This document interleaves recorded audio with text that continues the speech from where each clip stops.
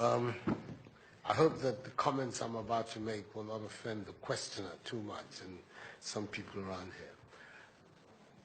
I think there is a fundamental misstatement of the issue in the question.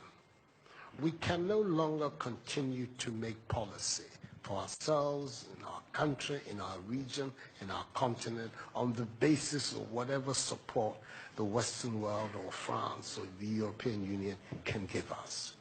It will not work. It has not worked, and it will not work. Our responsibility is to charter a path which is about how we can develop our nations ourselves. It is not right for a country like Ghana, 60 years after independence, to still have its health and education budgets being financed on the basis of the generosity and charity of European taxpayers. By now, we should be able to finance our basic needs ourselves. And if we are going to look at the next 60 years as a period of transition, a period whereby we can stand on our own feet, our perspective has not to be what the French taxpayer decides to do with whatever surpluses that they have in France. They're welcome. They're appreciated.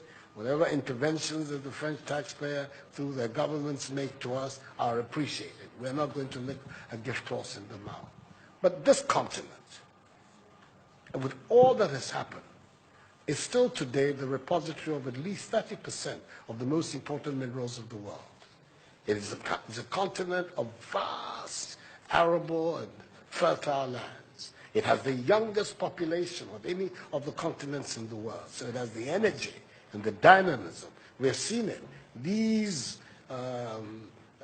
young men who are showing so much resilience and ingenuity in crossing the Sahara, finding ways to go across with rickety boats across the Mediterranean to really, those energies, we want to have those energies working inside our countries. And we're going to have those energies working in our countries if we begin to build systems that tell the young people of our country that their hopes, their opportunity are right here with us. Migration and the movement of people is being presented in a manner which suggests that somehow it's a new phenomenon. There's nothing new about it. It's as old as man, the movement of people. And it has always been linked to the same thing. The failure of where you are to provide you with an opportunity, so you move somewhere else. Those of you who are familiar with 19th century European history would know that the biggest wave of immigration in 19th century Europe, the latter part of it, came from Ireland and from Italy. Waves upon waves, generations of Italians and the Irish people left their countries to seek the American paradise, largely because Ireland was not working, Italy was not working. Today, you don't hear it. Italian young people are in Italy. Irish young people are in Ireland. We want young Africans to stay in Africa. And how are they? And it means that we have to get away from this mindset of dependence. This mindset about what can France do for us. France will do whatever it needs to do for its own sake. And when those coincide with ours, tant mieux, as the French people say. But our main responsibility as leaders, as citizens, is what we need to do to grow our own countries. What are the institutions that work, that will allow us to have good governance, to have accountable governance, to make sure that the monies that are placed at the disposal of leaders are used for the interests of the state and not for those of the leaders, to have systems that allow for accountability, that allow for diversity, that allow for people to be able to express themselves and contribute to fashioning the public will and the public interest.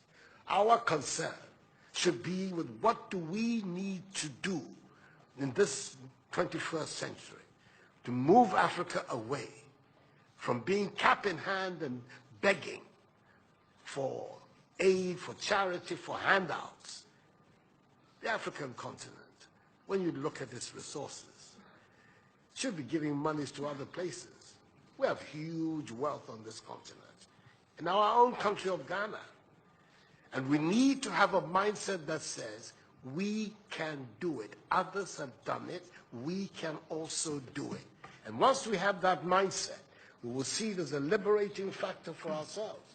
We keep talking about how it was that Koreans, Malaysians, Singaporeans, who got their independence at the same time as us. We're told of that at the time of Ghanaian independence, per capita Ghanaian income was higher than that of Korea. Today, Korea is part of the first world. So is Malaysia. So is Singapore. What happened? Why did they make that transition? And 60 years after independence, we are where we are. Those are the matters that should concern all of us as Africans, as Ghanaians. And not, when I say so with the greatest of respect to the French president, I think that the cooperation of France is something that I am, as you know, a strong friend of France. I am Francophile. So I don't have any difficulty with that. But I'm talking about our own propulsion, what we need to do to get our countries to work so that we can create the conditions that would allow our young people to forego this hazardous effort to get to Europe. They're not going there because they want to. They're going there because they don't believe they have any opportunities in our countries. So that should be our focus. And I believe that with that if we change that mindset of dependence, that mindset which is contingent on aid and charity, we would see that in the decades ahead of us, the full flowering of the African peoples will take place. And that new African personality that was talked about at the time of our independence will become real and imminent in our time. That's what I'm saying. I hope that I'm not upsetting the questioner or even some of my friends who are here.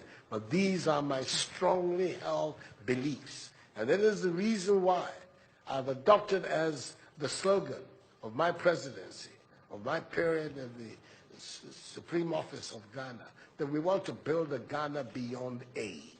A Ghana which is independent, which is self-sufficient, that is capable of standing on its own feet and building its own life. We can do it if we have the correct mindset to do so.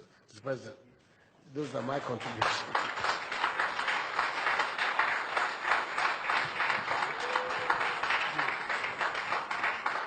Si vous aviez besoin d'avoir la preuve qu'une nouvelle génération de leaders en Afrique croit dans une nouvelle histoire pour l'avenir et la jeunesse, vous venez de l'avoir.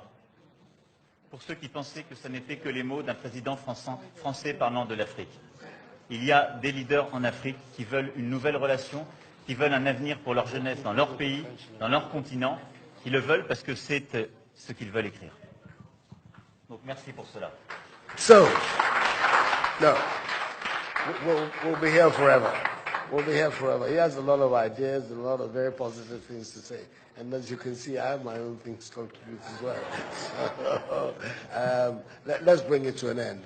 We're going to, Mr. Macron left Abidjan after a hectic morning, has not had anything to eat.